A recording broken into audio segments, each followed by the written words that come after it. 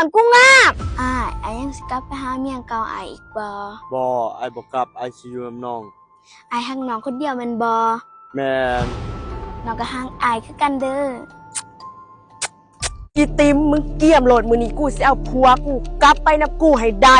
เอาแล้วมึงพาผู้ใดมานี่ก็คือคนที่จะมาเอาของออกจากผัวกูบ่ได้ใส่ของผัวมึงมักกูย้อนกูงาบทุย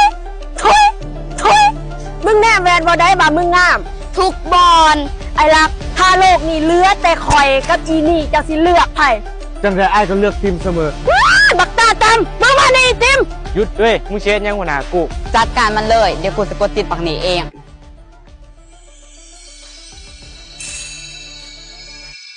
มึงมานี่อีติมกูสิตบสั่งสอนสำหรับคนที่มักหยาดผัวคนอื่นมึงมานี่ส่วนเจ้า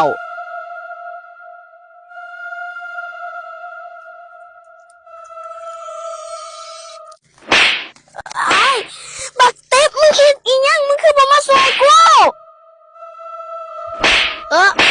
บักเต็บกูเป็นยังนี่หัวหน้ามึงหยุดมึงสิเฮ็ดอีหยังมึงหยุดมึงหยุดมึงหยุดโลดมึงสิเฮ็ดอีหยังกูบ่ไปมึงสิเฮ็ดหยังมึงสิไอ้ลัก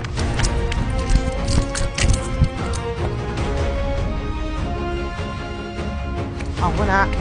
ไอ้ลักเอามึงจะก่อนมันติเต้นก่อนบัตรหนึ่งLet's go สำหรับใครที่อยากเบิ่งตอนต่อไปหรืออยากให้ต่อคอมเมนต์ไว้อยู่กองคลิปเด้อและสำหรับสงกรานต์นี่อย่าลืมมาโปรโมชั่นในทุกคนลิปตินเจมีโปรโมชั่น1 แถม 1 2 แถม 2 3 แถม 3 5 แถม 5เนาะแล้วก็รีบแล้วก็คลิปเจมีโปรโมชั่น1 แถม 2 2 แถม 3 3 แถม 5 5 แถม 8เด้อ